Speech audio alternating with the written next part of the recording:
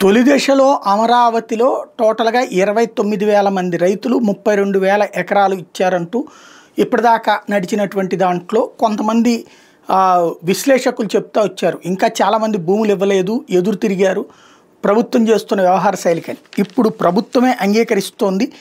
రైతులు ఇవ్వాల్సిన భూమి ఇంకా 1800 ఎకరాలు తొలి విడత దాంట్లోదే ఇవ్వలేదట. వాళ్ళందరూ ఇస్తే భూ సమీకరణ కింద తీసుకోవడం, లేదంటే భూ సేకరణే అన్నటువంటి నిర్ణయం తీసుకున్నారని నిన్న సిఆర్డీఏలో రాజధానిలో పెండింగ్ భూముల మీద ప్రభుత్వం నిర్ణయం తీసుకుంది అన్నటువంటిది. భూ సమీకరణ కింద ఇవ్వడం అంటే ఆ 1200 1000 గజాలు, 1200 గజాలు, 200 గజాలు ఈ వ్యవహారం. దాంట్లో తలెత్తిన ఇబ్బందుల దృష్ట్యా వీళ్ళు భూ సేకరణకి ఒప్పుకుంటారేమో చూడాలి.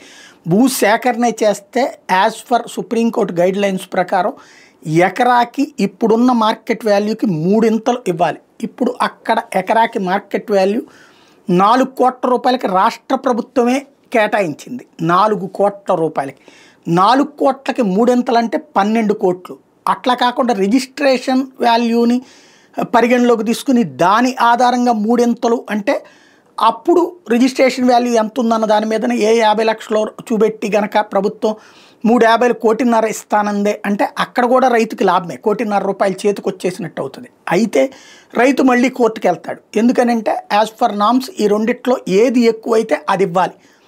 అంటే రిజిస్ట్రేషన్ వాల్యూ ఎక్కువైతే దాని కిందనైనా ఇవ్వాలా, లేకపోతే ఏదైతే అత్యధిక రిజిస్ట్రేషన్ అంటే లాస్ట్ హయ్యెస్ట్ అమౌంట్ ఎంత అయిందో అంతకు 3 ఇంతలు ఇవ్వాలి.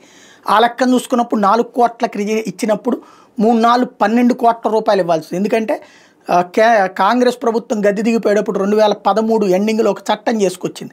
భూ సేకరణ చేయదలుచుకుంటే అక్కడ 3 రెట్లు డబ్బులు ఇవ్వాలి అన్నటువంటిది.